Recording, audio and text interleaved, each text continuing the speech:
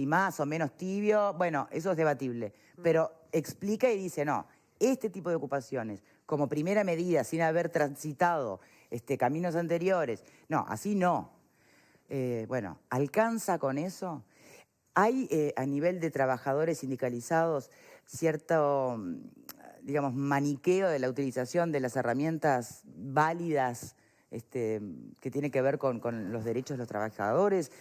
¿Cuál es la retórica que deberíamos tener hoy, en este momento de la historia? Porque, por un lado, la ocupación está permitida por ley, o sea, no estaría haciendo nada contra la ley, pero la OIT la quiere sacar. Aquello de que es la única forma que tienen los trabajadores de apropiarse para no quedar sin nada y colgados del pincel. ¿Es esa la retórica? Hoy estamos ante amenazas reales de empresarios capaces de liquidar todo para no pagar a ningún trabajador.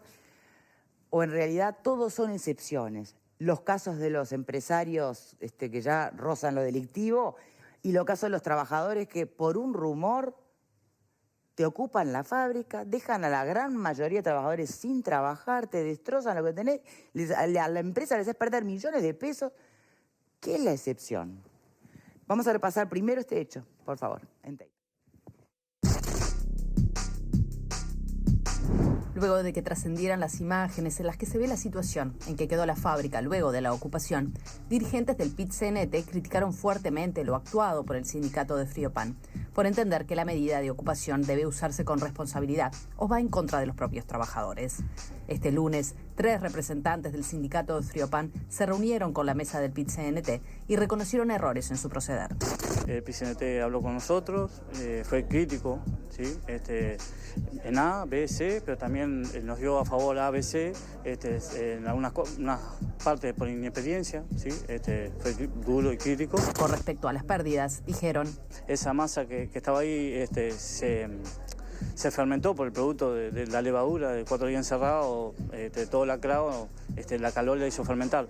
De esas 4 amasadoras, una amasadora era desecho, ¿tá? Que capaz que la gente no sabe, pero es irrelevante, tampoco se tuvo que haber desperdiciado nada, pero bueno, lamentablemente en el proceso, producto del nerviosismo, la inexperiencia, es muy probable que nos jugó en contra y los puestos de trabajo, y bueno, la verdad no se pudo conservar. ¿Ustedes están de algún modo pidiendo disculpas por ese procedimiento? Y mirá, nosotros aceptamos los errores, aceptamos que capaz que podíamos haber tomado esa masa y haber, no sé, buscar otra manera de conservarla, lo cual no lo conservamos y bueno, está, lamentablemente sí, capaz no, pedimos disculpas por la masa que se perdió. El sindicato tiene 38 inscriptos que fueron los que resolvieron la ocupación, pero hay otros 97 empleados de la planta que no pertenecen al gremio y enviaron una carta al Ministerio de Trabajo manifestando su indignación con la medida.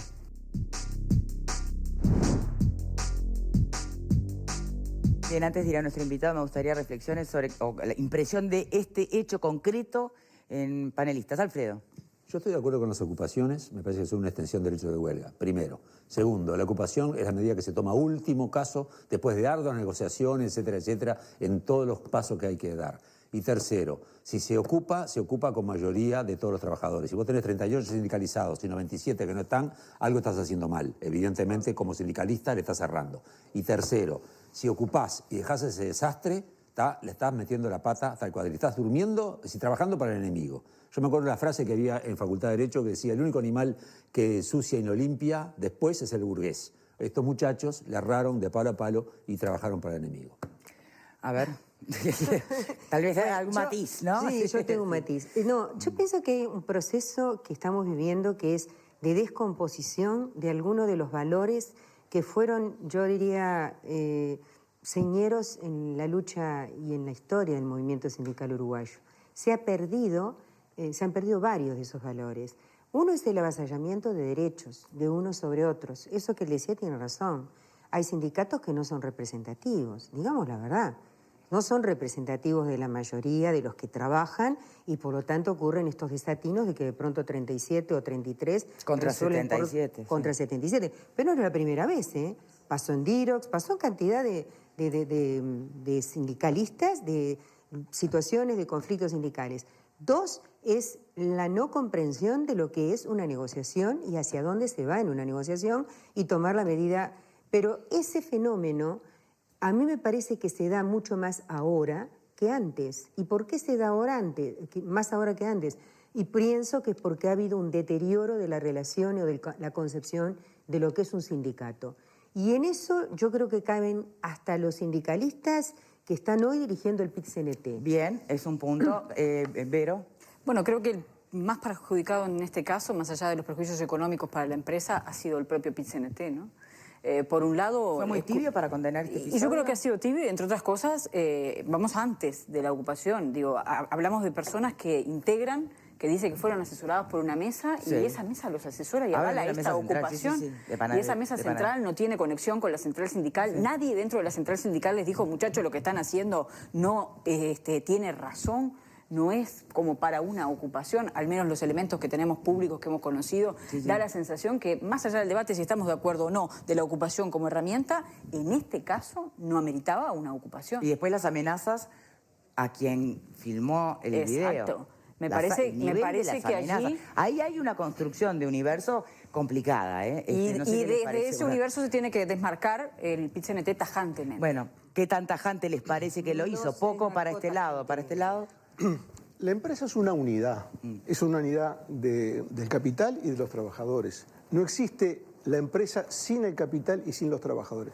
Lo que han hecho en Friopan es un atentado a la empresa y por lo tanto, como la empresa es una unidad, es un atentado contra los propios trabajadores que van a ser los principales perjudicados. Los que lo hicieron, los que no hicieron la ocupación y el conjunto de los sindicalistas que de alguna manera u otra no han tomado distancia frente a este atropello que, repito, el primer perjudicado son los propios trabajadores. Virginia. Yo comparto lo dicho hasta ahora, me parece que esto forma parte de una excepción porque por lo general los sindicatos, en la inmensa mayoría de los casos, hay negociaciones previas. Lo que sí me llama poderosamente la atención es la poca participación previa del PIT-CNT y falta de comunicación que hubo, y creo que claramente esto es un caso de daño directo hacia la empresa y que en el juicio habrá que recaer responsabilidades patrimoniales que correspondan. Bien, perdón que insista con un aspecto.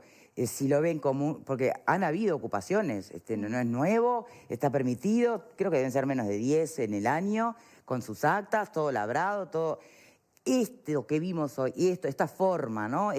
Como primera medida, claro, con este desastre, con esta falta de todo, y encima que lo único que tienen para decir es ABC, ABC, y puede ser que tenga que pedir disculpas, ¿es una excepción o es más común de lo que creemos? Partamos de esa base para empezar, bueno, ¿no? A esta altura, esta dimensión, este despropósito, bueno, luce como una excepción. No estoy tan seguro que sea una excepción los niveles de violencia en el audio ese que se marcó amenazante acerca de... Eso me parece que lamentablemente debe ser un poco más frecuente. Este es el manual de lo que no debe hacerse. Cualquiera diría que en todo caso esto luce como una inmensa desviación ideológica. Además, desde mi perspectiva, esta es una opinión personal, con un agravante. Esto se parece mucho a aquellos movimientos del ludismo, ¿verdad? Romper la máquina, cuando en realidad el trabajador, por naturaleza, quien abraza además una concepción revolucionaria, tiene que estar a favor del advenimiento de la tecnología. Es justamente lo contrario a una concepción, si querés, hasta de carácter revolucionario. Sí, sobre la tecnología y la máquina del hombre me gustaría hacer algunas preguntas después. Pero antes me gustaría una reflexión de nuestro invitado, porque por supuesto ya expresó que va a llamar para pedir alguna explicación, supongo que al ministro Murro, ¿verdad? Bienvenido, sí. Bienvenido, diputado Pablo Iturralde, Partido Nacional. Gracias por Muchas gracias.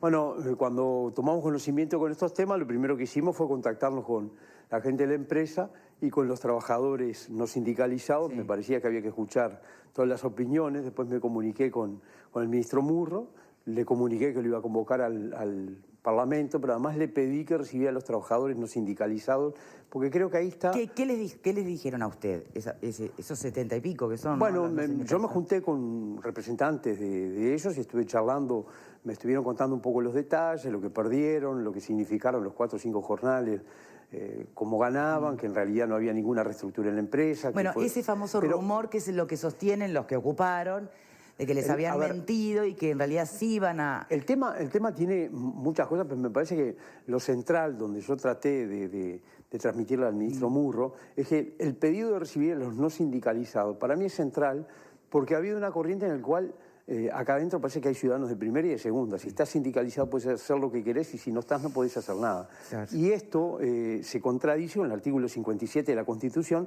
que dice, como decía recién al comenzar, Alfredo, habla de que la huelga es un derecho gremial, y cuando nosotros vamos a los antecedentes de la Constitución del 34, la palabra gremial fue incluida por el constituyente Mariano García Seljas como equivalente al conjunto de trabajadores del gremio no sindical, digamos, gremio género, sindicato especie. Entonces, me parece que esa es la primera cosa que tiene que haber.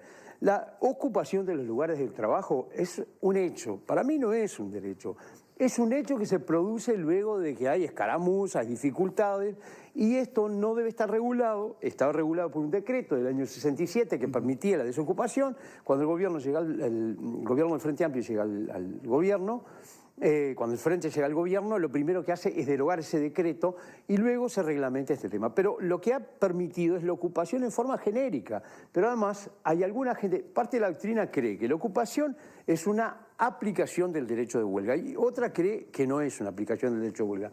Quienes creen que es una aplicación del derecho de huelga son contestes, al igual que el OIT, que en ningún caso ni los piquetes ni la ocupación deben ser un obstáculo al derecho al trabajo del resto de los trabajadores. Porque suele contraponerse el derecho de propiedad contra el derecho de trabajo. Y esto es derecho de trabajo, derecho de huelga como aplicación del derecho al trabajo contra derecho al trabajo. Entonces, esto es lo que nosotros no podemos permitir, la discriminación. Entonces, a mí me parece que en esto tenemos que madurar todos juntos. Yo puedo tratar de sacar ventaja, pegarle a Murro, pegarle al PIT-CNT. Yo preferí buscar el camino de pedirle que reciba a los trabajadores, me comuniqué con Fernando Pereira, con Marcelo Abdala, hablé con ellos, le pedí al presidente de la Comisión de Legislación del Trabajo que también convoquemos al PIT-CNT y que hablemos todos de este tema. Porque la ocupación de los lugares del trabajo como hecho puede estar regulado. A mí me parece que cuando lo ponemos como derecho es cuando se complica. Yo presenté un proyecto de ley que reglamentaba qué debía suceder cuando se ocupaba el lugar del trabajo. Y veía tres casos que era cuando hay un lockout patronal, ofensivo, cuando se cierran empresas en desventaja para los trabajadores, cuando se contrata personal dentro del derecho de huelga, cuando hay vaciamiento de empresa o en otros casos graves. Y en esos casos lo que regulaba es cómo debía hacerse su ocupación y lo que pedía es que se hiciera por los trabajadores con voto secreto, pero que además una vez que se hiciera se diera cuenta a la justicia para que la justicia tomara partido en el mismo momento, porque la regulación, lo que no puede valer, para mí está mal es decir, vale todo, andá y ocupa. ¿Qué pasó, por ejemplo, con Dancotex? Termino con esa, Victoria. ¿Qué pasó con Dancotex? La vieja empresa vinculada a Pailana. Bueno, nada, quedaron todos sin trabajo y el BPS, que en ese momento lo presidía Murro, les daba un subsidio a los ocupantes. Y si esto es una aplicación del derecho de huelga, no se le puede servir el subsidio a los ocupantes. Sin embargo, se hacía. A mí me decían, hablaron con la mesa. Yo me acordaba de la prosopopeya de la puerta del infierno, ¿no? Voy que entrate, la seate oñe pelanza, voy que entrate. Habló la mesa sola, digo, ¿cómo fue? ¿Qué les dijo? ¿Con quién hablaron? No es por ahí. Tiene que estar claro el derecho lo importante es la regulación del derecho al trabajo, no de los trabajadores contra los empresarios. Son toda una misma cosa. En conjunto, si no hay empresarios, no hay trabajo. El ser toda una misma cosa y esa mirada de que la empresa es el capital humano y el empresarial, bueno, se da de bruces contra un poco lo que de alguna manera ha sostenido y alimentado la sindicalización y, entre otras cosas, el derecho de ocupación, que es la lucha eterna de clases, ¿no? Hay que dejar esa etapa adolescente y pasar a ser adulto. Después de 15 años de gobierno, la izquierda se tiene que dar cuenta que no se regulen las cosas diciendo ganen mucho los trabajadores y no ocupen para defender su derecho al trabajo. No es así. Las empresas son rentables o no son rentables. Se hacen estas cosas. ¿Y qué pasa? Si no, ¿qué es lo que pasa? Que terminamos siendo unos sometidos al capital internacional y prohibimos el derecho a la ocupación a los trabajadores de las empresas multinacionales, como va a pasar con UPM. Lo que nos pasa es que hay ciudadanos de primera y de segunda y sacan decretos que prohíben la ocupación de los lugares públicos de trabajo porque son estratégicos, entre comillas. Y el señor que tiene una bicicletería acá enfrente es tan estratégico para él que lo ocupen eso, como es para Astori que lo ocupen en el Ministerio de Economía. Bueno sería que se lo ocuparan para que no hubiera déficit. ¿Se entiende ese punto? Claro que sí. Por eso yo hablaba de avasallamiento. Sí, pero no sé si lo comparten todos, por eso pregunto. No. Vos no lo compartís. Yo creo en la lucha de clases. A mí que me vengan a decir que es como las brujas, que las hay, las hay. ¿Tiene que ver la lucha de clases con una medida? Él habló de lucha de clases. Perdón, yo estoy hablando de lo que habló Iturralde, no lo que hablaste tú, Selva, perdón. Es decir, que hay que dejar de lado la lucha de clases. La lucha de clases yo creo que existe. La medida que hay clases sociales hay lucha. La verdad que hay que ver de qué forma se manifiesta. Yo creo que a esta altura del partido, el movimiento sindical en Uruguay y las cámaras empresariales tienen la suficiente madurez como para llegar a un acuerdo. Yo creo que la huelga es un derecho, pero hay que reglamentarlo. Y creo que no está reglamentado. La ocupación, dirás. La huelga en general y la ocupación, todo. Hay que reglamentarlo y hay que dar pasos. Porque hay mucha gente inexperiente, como estos muchachos, hacen cualquier desastre. Entonces, que se opone a la reglamentación de la huelga y el PIT. Por eso, hay un mandato constitucional para regular la huelga que nunca se cumplió. Yo creo que es un error. Yo creo que la izquierda y el PIT-CNT, en este caso, con la suficiente representación y la suficiente experiencia que tiene, tendría que aceptar que se reglamente el derecho de huelga, que haya pasos específicos para llevar adelante. Y creo que eso sería mucho más sano para tener una buena, relación entre empresarios y trabajadores. Y a ver, y entre esos pasos, por ejemplo, no son lo mismo. Tendría que ser mayoría la cantidad de trabajadores sindicalizados que proponen la ocupación que los no sindicalizados. Tiene que ser el conjunto de los trabajadores, no solo los sindicalizados. Hay aunque sean mayoría, o si son mayoría, se entendería más. A ver, si hay, yo creo que no se puede ocupar en cualquier caso. Yo creo que hay que regular, y yo creo, hay 3 casos concretos que propongo en un proyecto de ley que se regule, pero que lo resuelve el conjunto de los trabajadores. ¿Y qué pasa en un caso como este? Donde, más allá de que se compruebe o no que efectivamente existió el rumor de... viene a una empresa uruguaya, van a adquirir máquinas que van a potenciar la producción. Tal vez no requieran tantos empleados y haya que reconvertir o haya que reestructurar la empresa. ¿Hasta dónde tiene derecho hoy un empresario a seguir para adelante, ¿no? Innovando en sus producciones y hasta dónde está atado a las ocupaciones? ¿Se entiende lo que planteo? ¿Pero qué vamos a hacer? Si viene otra empresa de industria del pan y trae nueva tecnología, no lo dejamos entrar. Bueno, por eso pregunto. Pero, a ver, lo que le pasó a los trabajadores es que fueron al Ministerio de Trabajo, estaban negociando el sindicato, quisieron entrar, no los dejaron, les dijeron que no podían hablar porque no estaban afiliados. Fueron a la Inspección de Trabajo, los atendió alguien con buena voluntad, los llevó a hablar y le dijeron que como colectivo no podía ir, tuvieron que nombrar una única persona que hizo un reclamo individual. Estamos todos locos. Si eso funciona así, yo creo que vamos por mal camino. Ahora, el tema es nosotros, ¿obstaculizamos la renovación tecnológica? ¿Lo obstaculizamos? Bueno, va a venir pan de otros lugares del mundo. Es una pregunta para momentos no necesariamente tomando como ejemplo esto. Pensemos que no se hizo ninguna ocupación. Pensemos que finalmente la empresa da la noticia a esos trabajadores. Miren, va a haber reestructura porque estamos adquiriendo una maquinaria que va a permitir mejorar la producción o lo que fuera. Y tal vez haya que mandar gente a seguro de paro. Bueno, ¿hasta dónde? Todos los días. ¿Hasta dónde? De la revolución industrial en adelante. Buscala en la dimensión de esta empresa, ¿no? Bajá a la tierra y ahora que conocés la cantidad de trabajadores que tiene, los perfiles, digo, a ver, ¿qué solución hay que no sea la ocupación? La que ocurrió no, eso se sabe. Eso está fuera de discusión. No está. La reconversión. No, hay que mandar a los trabajadores a que... La capacitación de trabajadores para que puedan cumplir otras tareas. La tecnología llegó para instalarse y el proceso de fuentes de trabajo versus tecnología planteado así, secamente, es absurdo. Porque como tú dijiste, pero siempre se puede reconvertir trabajo, porque algunos puestos van a desaparecer y ¿cómo no? Está demostrado en el mundo. Está demostrado de que se han generado, mientras se han perdido puestos de trabajo en un lugar, se han generado miles de puestos de trabajo en otros vinculados a los procesos tecnológicos. Entonces, lo que hay que pensar es... Yo estoy pensando en un mismo lugar, en una misma empresa, ¿no? Y en pero hay que trabajar la mano de obra dedicada. Pero ahí el diálogo creo que es la clave. Sí, justamente lo que sucedió va en contra de cualquier tipo de diálogo. Bien. Porque tú necesitas, porque el derecho del empresario existe. Nos puede gustar menos o nos puede gustar más. ¿Cuál es la alternativa? Bueno, contraponerlo a los derechos de los trabajadores y cómo hacen valer esos derechos. Y en ese caso yo creo la reconversión por supuesto que es la clave, pero la reconversión no se da naturalmente en un mercado laboral. Pero en una misma empresa puede no ser infinita la reconversión. Puede estar muy condicionada. Allí es que necesitamos un PIT-CNT ¿Y qué haces entonces con esos trabajadores que no hay dónde ponerlos en la empresa reconvertida? En el comercio, la mercadería era cargada por la gente. Un día apareció la rueda y hubo menos trabajo. Después vino la revolución industrial y estamos asistiendo a nuevas formas que van a cambiar totalmente el tema. No podemos ponernos el sistema financiero.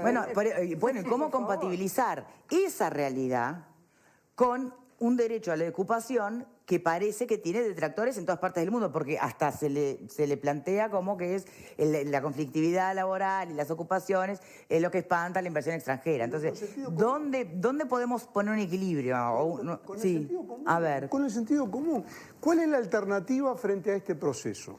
Supongamos, vamos a poner en la hipótesis, y la tomamos como hipótesis porque los propios directivos de la empresa no lo han confirmado que fuera el propósito inicial, pero vamos a tomar como hipótesis que viene una maquinaria que, para hacer números redondos, de 100 empleados, 60 no van a tener lugar en la empresa. ¿Cuál es la alternativa? ¿Bajar la cortina y que queden los 100 trabajadores sin lugar de trabajo? Entonces, por eso digo que es un tema de sentido común. Al plantear la situación, ya la respuesta viene sola. Y hay gente... No, pero no es lo que... no lo siente así. No, claro, justamente porque lo asombroso de todo esto, es que en los hechos hay gente que prefiere que queden los 100 sin trabajo antes que queden 40. Porque esa es la conclusión definitiva de todo esto. Porque si van a quedar X personas con trabajo y otros no, prefieren que queden todos sin trabajo, que se liquide la empresa, que se fundan todos con tal de que no queden los 40 con trabajo. Esa es la realidad. Y por más que lo disfracen, por más que quieran buscar palabras bonitas, mucha gente en este país piensa de esa manera y piensa que se beneficia fundiendo al empresario, cuando los que se perjudican son los 100 trabajadores que van a quedar todos sin un solo puesto de trabajo. Pero eso es un corporativismo. Por eso yo hablaba de involución del movimiento sindical. Eso es un corporativismo estrecho. No, evolución. Han llegado hasta acá razonando de esa manera. No es involución. El movimiento sindical, naturalmente hasta esto. Antes el movimiento sindical tenía una concepción mucho más de Estado y de responsabilidad sobre las fuentes de trabajo. Ahora evolucionó. Hoy por hoy encontramos sindicatos que eso no lo asumen así. Ha involucionado, en mi opinión. Porque involucionar quiere decir justamente eso, hipotecar todo en aras de derechos corporativos pequeños de un grupo. ¿Cuánta gente solamente por un aumento salarial que a veces ni siquiera es magro determina que cierren las empresas y que la gente se quede sin laburo? ¿Cuántos han trabajado y abonan en esa dirección? Gente muy estrecha de pensamiento, no estrategas obviamente del movimiento sindical, gente que lo mira todo por el orificio de su propio interés personal o corporativo. Y bueno, y así estamos. ¿Y quién alimentó esa maquinaria, Silva? ¿Quién alimentó esa maquinaria que lleva a este punto? ¿Cómo no se alimentó? No. ¿Cómo se produjo esa evolución? ¿Quién fue dando elementos de juicio para llegar a este desastre que es el cierre de fuentes de trabajo por este tipo de medidas? Ya sé lo que vas a decir. No, es ¿cómo lo que voy a decir? Es la realidad. ¿O vas a ignorar la realidad también? ¿Qué opina nuestro invitado sobre lo que dice Graciano? ¿Ha sido una concepción alimentada? Yo creo que, yo soy un actor político y creo que vamos a ganar la próxima elección y que lo que tenemos que buscar es tener un buen vínculo entre trabajadores y empleados y tratar de sacar el país adelante produciendo mucho.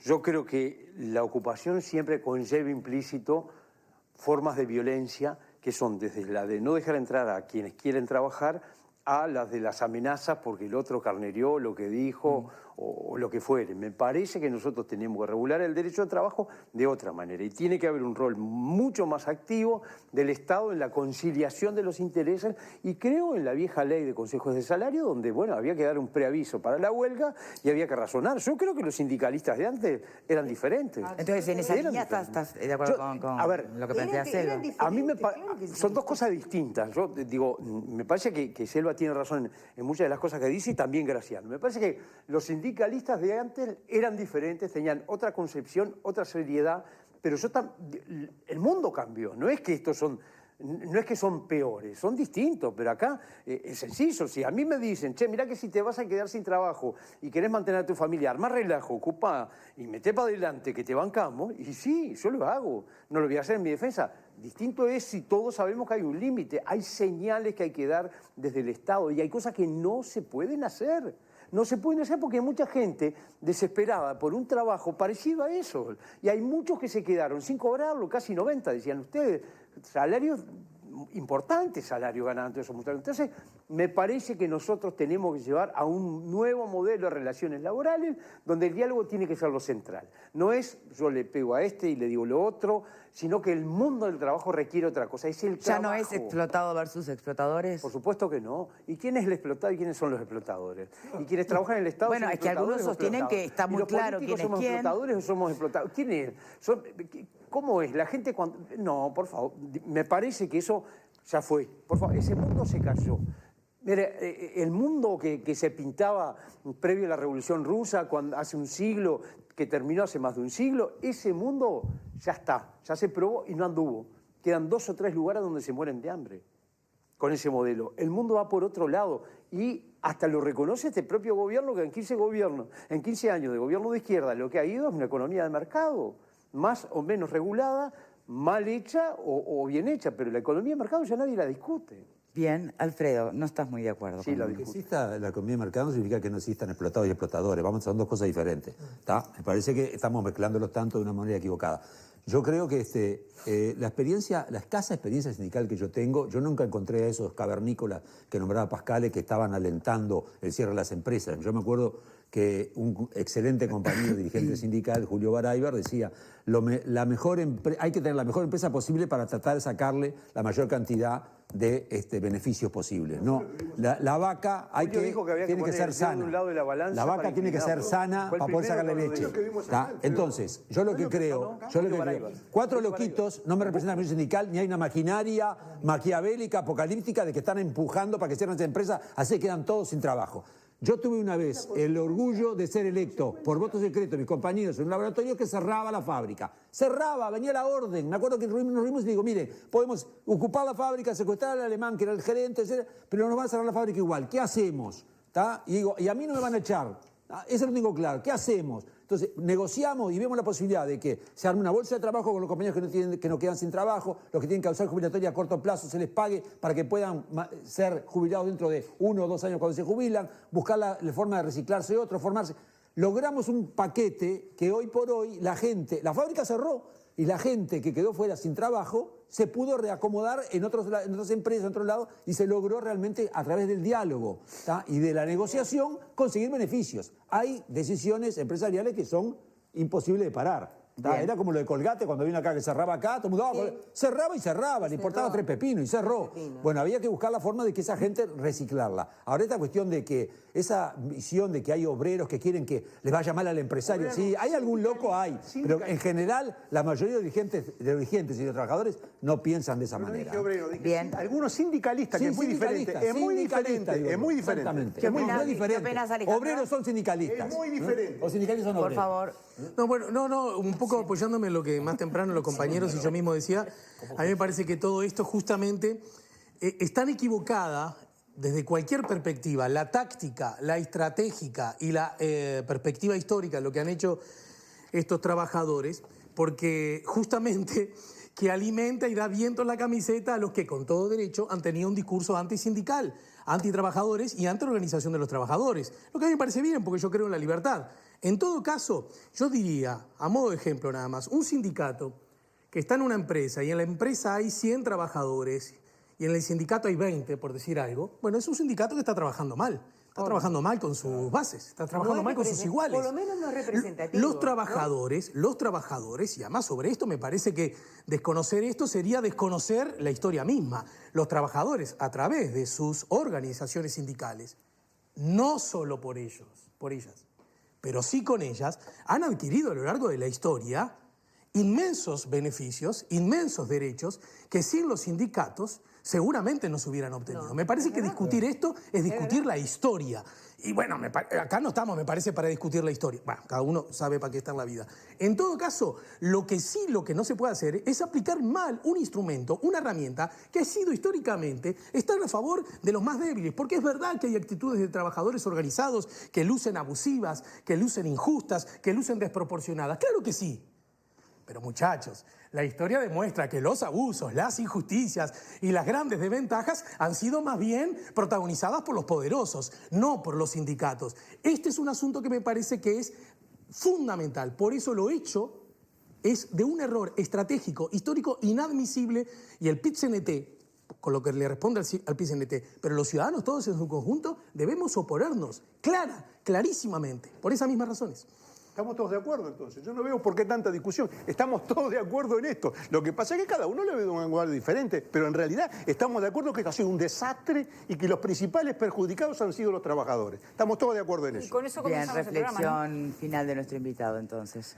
Yo creo que hay que cambiar las señales que se le dan a los trabajadores desde la óptica política. Nosotros no podemos decir todo vale, no podemos fomentar la lucha de clases, no podemos fomentar los enfrentamientos, tenemos que buscar un modelo en el cual haya más trabajo y para eso hay que tener condiciones como las que muchas veces reclaman los grandes capitales que vienen a invertir.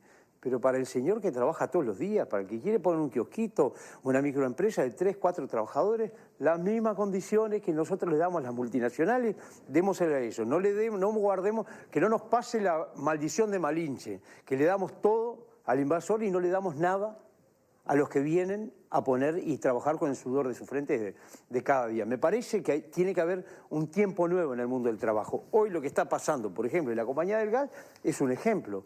Durante 30 años se dio manija y bueno, hoy no tiene solución. Y no tiene, y bueno, después de 15 años de gobierno del frente no tiene solución. Bueno, ¿qué pasaba? 30 años manija.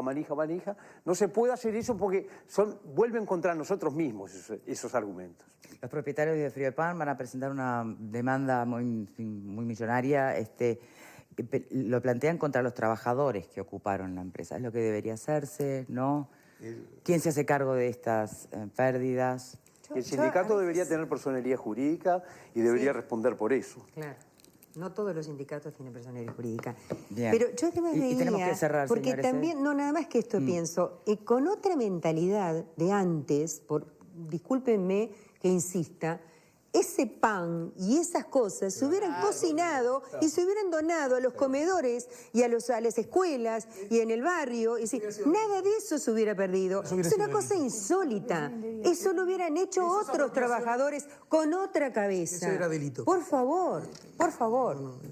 Diputado Iturralde, muchísimas gracias por habernos acompañado. Nosotros vamos a hacer una pausa y cuando regresemos vamos a las reflexiones finales de los demás panelistas. Ya venimos.